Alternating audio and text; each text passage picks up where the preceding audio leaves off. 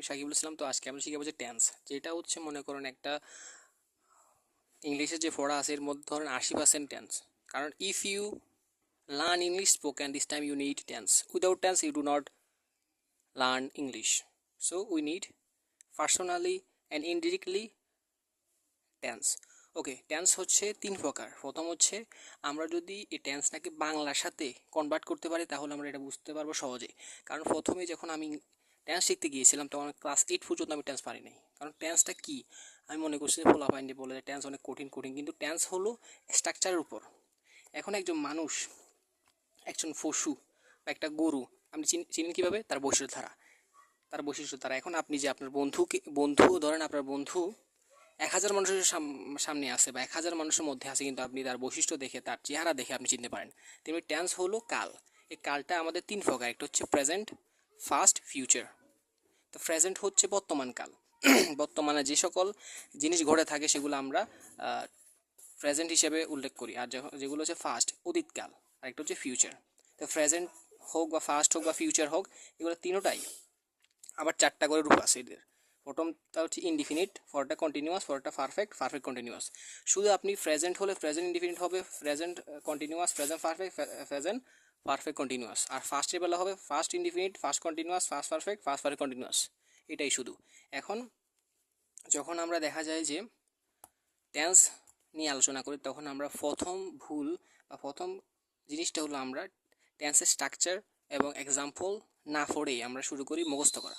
আপনি যখন করতে করতে আপনার মুখস্থ হয়ে যাবে। তো প্রেজেন্ট ইনডিফিনিট টেন্স হচ্ছে প্রথম স্ট্রাকচারের প্রথম রুলস।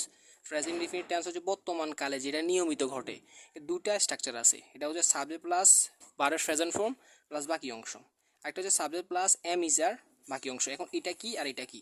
এটা হচ্ছে বর্তমানে আপনি যে কোনো কাজ করেন, যখন আপনি পড়েন, ইউ লার্ন ইংলিশ, আপনি ইংলিশ পড়েন, আপনি খান। আমি যদি বলি আমি খাই তাহলে আই ইট রাইস। আমি যদি বলি যে আই এম এ স্টুডেন্ট, তখন কিন্তু এটা এই 2 নাম্বার স্ট্রাকচার অনুযায়ী ফলো করতেছে। তাহলে যে প্রেজেন্ট ইনডিফিনিট টেন্স আছে এটা দুইটা গঠন আছে, একটা স্ট্রাকচার আছে। প্রথম স্ট্রাকচার হচ্ছে আপনি যদি কোনো কাজ করেন যেটা নিয়মিত আপনি করতেছেন বা নিয়মিত করেন, সেটা হচ্ছে প্রেজেন্ট ইনডিফিনিটের প্রথম স্ট্রাকচার সাবজেক্ট প্লাস বার প্লাস বাকি অংশ। আর যখন আপনি বলতেছেন যে আপনি একটা কি, আপনি যদি বলেন আপনি একজন স্টুডেন্ট, ধরেন আই এম এ স্টুডেন্ট, বললেন যে হি ইজ এ স্টুডেন্ট, এরকম যদি মানে চিরসত্য, যে সত্য জিনিস সেটা বলার জন্য আমরা ব্যবহার করি হচ্ছে সাবজেক্ট প্লাস এম ইজ আর বাকি অংশ। তো এম হয় আইয়ের বেলায়, আইয়ের বেলায়, ইজ হয় হচ্ছে সিঙ্গুলার যে সাবজেক্টগুলো আছে, আর প্লুরালের বেলা হয় আমাদের আর, ইউর সাথে আর হয় ইউ আর এ স্টুডেন্ট, তুমি একজন ছাত্র। হি ইজ এ স্টুডেন্ট, সে একজন ছাত্র, এরকম আর কি। তো আমরা যদি প্রেজেন্ট ইনডিফিনিট টেন্সের গঠন হলো সাবজেক্ট প্লাস বার প্রেজেন্ট ফর্ম। এখন বার প্রেজেন্ট ফর্মটা কি সেটা আমাদের জানতে মানে কষ্ট হয়। সেটা হচ্ছে যে আপনাদেরকে বার, বিভিন্ন ধরনের বার পড়তে হবে। যেমন যে বার B1, B2, B3। এখন B1টা কি? বারের বেস ফর্ম, যেটা থেকে শুরু হয়। এখন আপনি বললেন যে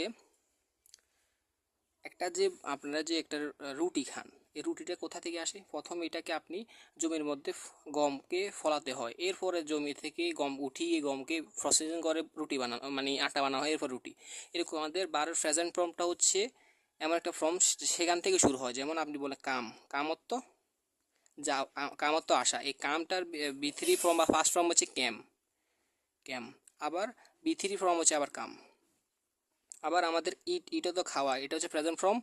ইটের ফার্স্ট ফর্ম হচ্ছে অ্যাট, আর B3 ফর্ম বা ফার্স্ট পার্টিসিপাল ফর্ম হচ্ছে ইটেন। এরকম আমাদেরকে এই কিছু ভার্ব শিখে নিতে হবে। আপনারা যদি যে কোনো গাইডের মধ্যে দেখেছেন ভার্বের লিস্ট দেওয়া আছে, present form, first form, future form, মানে ফার্স্ট পার্টিসিপাল ফর্মগুলো শিখতে আপনাদের সহজ হয়ে যাবে। তাহলে প্রেজেন্ট ইনডিফিনিট টেন্সকে আমরা বলবো subject plus verb present form plus বাকি অংশ। এখন আমি যদি যে এক্সাম্পল 1টা দিই, হি ইটস রাইস, সে ভাত খায়। এখন একই ভার্বকে আমি আবার লিখছি আই ইট রাইস। এখন পার্থক্যটা কি? একবার এস হি এর বেলা দেখা যাচ্ছে এস যুক্ত হয়েছে, আর আই এর বেলা কি যুক্ত হয় নাই? এস যুক্ত হয় না। কেন? এটা মনে রাখতে হবে। থার্ড পার্সনের বেলায়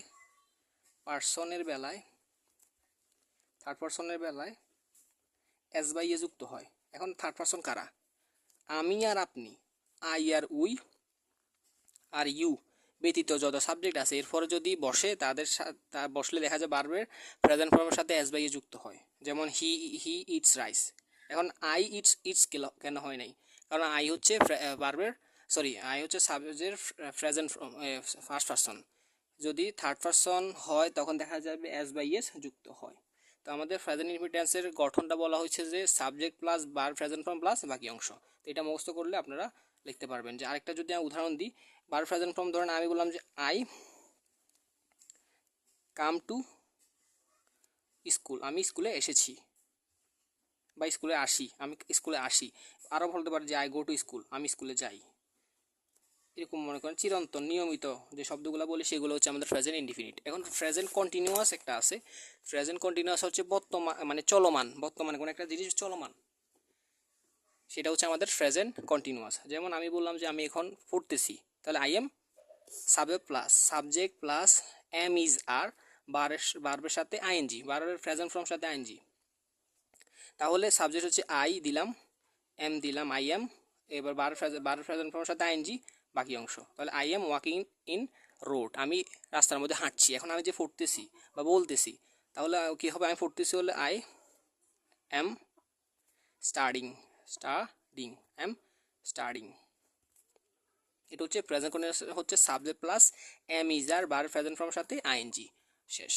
এবার আসা যাক আমাদের এক্সাম্পল টু প্রেজেন্ট পারফেক্ট, যা একটু আগে শেষ হয়েছে। ধরুন আপনি একটা বিয়ের মধ্যে গেলেন, তো যাওয়ার পর দেখা যায় আপনি টেবিলের মধ্যে বসলেন, খাওয়া শেষ পর্যায়ে, তারপরে বন্ধু বলে যে কিরে খাই ফেলছো, আপনি বলেন যে হ্যাঁ খাই ফেলছি। তাহলে যেসব কাজ এখনও ফলাফল প্রকাশ পায় নাই কিন্তু শেষ হয়ে গেছে, তখন আমরা বলবো এটাকে বলবো হচ্ছে প্রেজেন্ট পারফেক্ট। প্রেজেন্ট পারফেক্টের গঠন কি? সাবজেক্ট প্লাস হ্যাভ হ্যাজ ভার্বের বি3। বি3টা কি? ওই একটু আগে শিখেছিলাম না? যেমন গো, ওয়েন্ট, গন। তাহলে এটা যে গো হচ্ছে আমাদের ভার্ব প্রেজেন্ট ফর্ম, ওয়েন্টটা হচ্ছে ভার্ব ফার্স্ট ফর্ম, আর গন হচ্ছে ভার্বের সেকেন্ড ফর্ম, মানে থার্ড ফর্ম বা বি3। তাহলে আমাদের যে প্রেজেন্ট পারফেক্ট টেন্সের গঠনটা হচ্ছে সাবজেক্ট হ্যাভ হ্যাজ বি3 বাকি অংশ। তাহলে আমরা একটা উদাহরণ আমরা বলি যে আমি ভাত খেয়ে ফেলছি বা আমি কাশি শেষ করে ফেলছি, তাহলে I have complete the work, আমি কাশি শেষ করে ফেলছি। এখানে সাবজেক্ট আসলো আই, হ্যাভ আসলো, এরপরে বি3 কমপ্লিট আসছে আর বাকি অংশ। এখন আমরা বলতে পারেন ভাই হ্যাভ কখন হ্যাজ কখন? যখন ভার্বের হ্যাভ হচ্ছে ভার্বের যখন সাবজেক্ট হবে ফার্স্ট পারসন, সেকেন্ড পারসনের থার্ড পারসন যেগুলো আছে, যেমন হি, শি, দে হ্যাভ, এরপরে ইট, এরপর কোনো কারণ নাম এরকম হলে হ্যাজ বসে, আর অন্য উই, হ্যাভ, দে, এইসব বেলা বসবে হচ্ছে হ্যাভ। তো আমাদের যে প্রেজেন্ট পারফেক্ট টেন্সের বৈশিষ্ট্য হচ্ছে সাবজেক্ট প্লাস হ্যাভ হ্যাজ বি3, এটাই। তো প্রেজেন্ট পারফেক্ট কন্টিনিউয়াস, যে প্রেজেন্ট পারফেক্ট কন্টিনিউয়াস টেন্সের উদাহরণ হলো যেটা দীর্ঘদিন চলমান, মানে আপনি কোনো একটা, এখন এখানে বলা হচ্ছে পারফেক্ট আবার কন্টিনিউয়াস, পারফেক্ট প্লাস কন্টিনিউয়াস।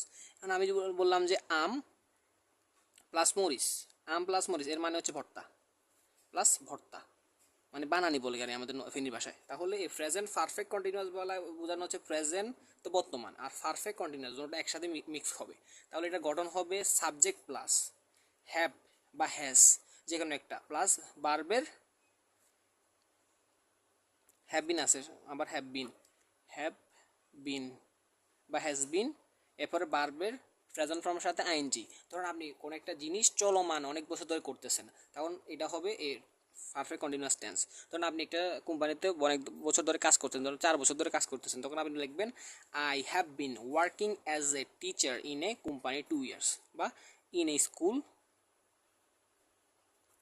তাহলে প্রেজেন্ট পারফেক্ট কন্টিনিউয়াসের যে গঠনটা হচ্ছে সাবজেক্ট প্লাস হ্যাভ বা হ্যাজ বিন ভার্বের সাথে আইএনজি। এটা হচ্ছে আমাদের প্রেজেন্ট পারফেক্ট কন্টিনিউয়াসের বৈশিষ্ট্য। ধন্যবাদ। এবার আসা যাক আমাদের ফার্স্ট ইনডিফিনিট। এর মানে হচ্ছে দুইটা, এখানেও দুইটা রুলস আছে। একটা হচ্ছে সাবজেক্ট প্লাস ওয়াজ ওয়ার বাকি অংশ, এটা যেটা হচ্ছে আপনি চিরন্তন সত্য যেটা, আর সাবজেক্ট প্লাস বি2 প্লাস বাকি অংশ। ধরেন আপনি কোনো একটা কাজ অতীতে করে ফেলছেন, আপনি ভাত খেয়ে ফেলছেন, তাহলে আই এট রাইস, আমি ভাত খেয়ে ফেলছি।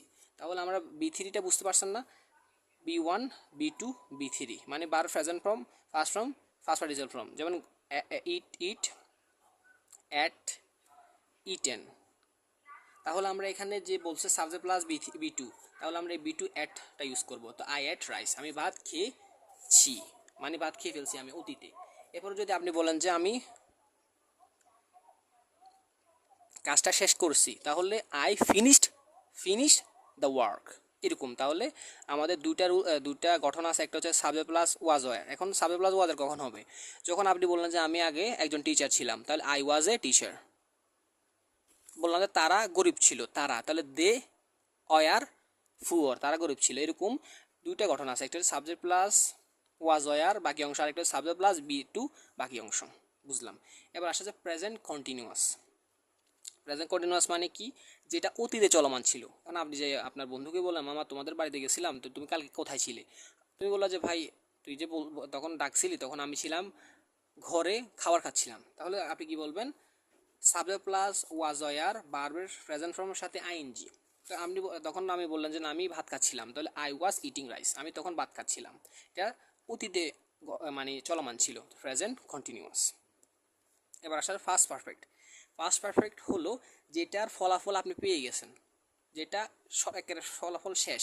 এটা হচ্ছে আমাদের যে প্রেজেন্ট পারফেক্টের উদাহরণ ছিল সাবজেক্ট প্লাস হ্যাভ বা হ্যাজ B3, এখন হচ্ছে subject plus had B2 B3 আগের মতোই, শুধু হ্যাভেসের জায়গায় শুধু হ্যাড বসবে।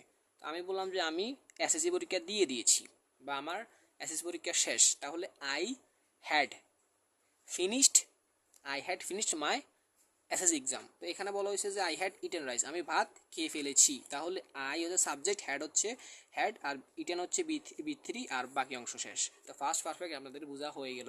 এবার আসলে ফার্স্ট পারফেক্ট কন্টিনিউয়াস, যেটা আপনার জন্য অতীতে দীর্ঘদিন চলমান ছিল। তাহলে I had been working for 2 hours, subject plus had been, ওই আগে ছিল কি হ্যাভ বা হ্যাজ বিন, এখন হচ্ছে হ্যাড বিন ভার্বের present form plus ING. I had been working for 2 hours, আমি দুই ঘন্টা যাবৎ কাজ করছিলাম, এটা হচ্ছে অতীতকাল। তো এটা ফার্স্ট গেল। এবার আসছে ফিউচার। ফিউচারের বেলায় দেখা যায় আমাদের ফিউচার ইনডিফিনিট, এটার হচ্ছে বৈশিষ্ট্য একটা, মানে একটা গঠন একটাই। গঠনটা হলো আমাদের আই সাবজেক্ট প্লাস উইল বা শ্যাল ভার্বের প্রেজেন্ট ফর্ম বাকি অংশ। ধরুন আপনি যদি বলেন আমি কোন একটা কাজ অতীতে করব, ভবিষ্যতে করব, তখন আপনি this time you use the structure is subject plus will or shall ভার্বের প্রেজেন্ট ফর্ম প্লাস এক্সটেনশন। এখন আপনি বললেন যে আমি ভাত খাবো, this time you use I will eat rice. যখন আমি বললেন আমি দৌড়াবো, আই উইল রান। আমি ঘুমাবো, আই উইল স্লেপ। তাহলে যখন আপনারা, এখন অনেকে বলতে পারেন ভাই ইংলিশ স্পোকেনও তো আপনি যদি টেন্স শিখতে পারেন ইংলিশ স্পোকেনও শিখতে পারেন, মানে আপনি পেরে যাবেন। You can speak English if you learn tense. এখন ফিউচার ইনডিফিনিটের বেলা দেখা যায় সাবজেক্ট প্লাস উইল বা shall verb present form plus বাকি অংশ। তখন দেখা যাবে সাবজেক্ট হচ্ছে আই দিলাম, উইল দিলাম, go to school, I will go to school, আমি স্কুলে যাব। আপনি বললেন আমি ভাত খাবো, তাই আই উইল ইট রাইস। এখন শ্যাল বা উইল কখন ব্যবহৃত হয়? শ্যাল বা উইল আপনি যখন ইচ্ছা ব্যবহার করতে পারেন, কিন্তু উইলটা সবসময় ব্যাক সব সাবজেক্টের সাথে মিলে যায়, ব্যবহার করা যায়। তো প্রেজেন্ট ফিউচার কন্টিনিউয়াস, সকল টেন্সেরই কন্টিনিউয়াস ফর্ম আছে, তাই ফিউচার কন্টিনিউয়াস একটা আছে। ধরেন আপনি অনেক ক্ষুধার্ত, আপনি বললেন যে আমি আজকে যদি কোনো দাওয়াতে যাই খালি ভাত খেতে থাকবো, তখন আপনার যে গঠনটা হবে সাবজেক্ট প্লাস উইল বা শ্যাল বি ভার্বের সাথে প্রেজেন্ট ফর্ম আইএনজি। তাহলে I will be eating rice, আমি ভাত খেতে থাকবো, আপনি হাঁটতে থাকবেন, তাহলে আই উইল বি ওয়াকিং, আমি হাঁটতে থাকবো, আমি ঘুমাতে থাকবো, আই উইল বি স্লিপিং। তাহলে এই যদি আপনি যদি টেন্স শিখতে পারেন তাহলে আপনি ইংলিশও শিখতে পারবেন। তো এরপর আসলে ফিউচার পারফেক্ট। ফিউচার পারফেক্টের উদাহরণ হচ্ছে subject plus will have B3 বাকি অংশ। এরপর ফিউচার কন্টিনিউয়াসের গঠন হচ্ছে subject plus will have been ভার্বের সাথে আইএনজি বাকি অংশ।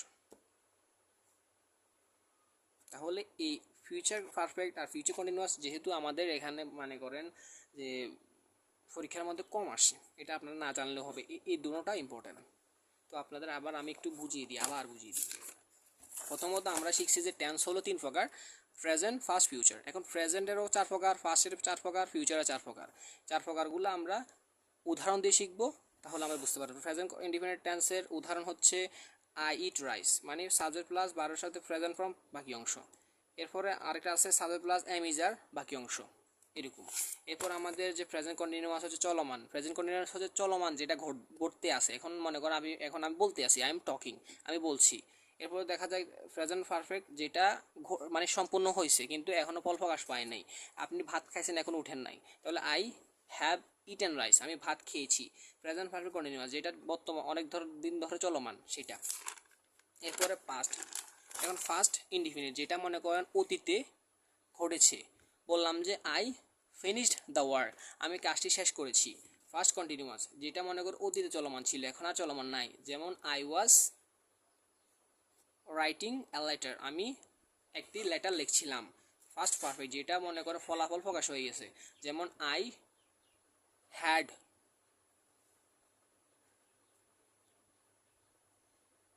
ওয়াকড, বা আই হ্যাড রান, আমি দৌড়াইছি। বা ফার্স্ট পারফেক্ট কন্টিনিউয়াস হবে সাবজেক্ট প্লাস হ্যাড বিন বারের সাথে আইএনজি শেষ। এবার আসা যাক ফিউচার ইনডিফিনিট হলো সাবজেক্ট প্লাস উইল বা শ্যাল বারের প্রেজেন্ট ফর্ম বাকি অংশ।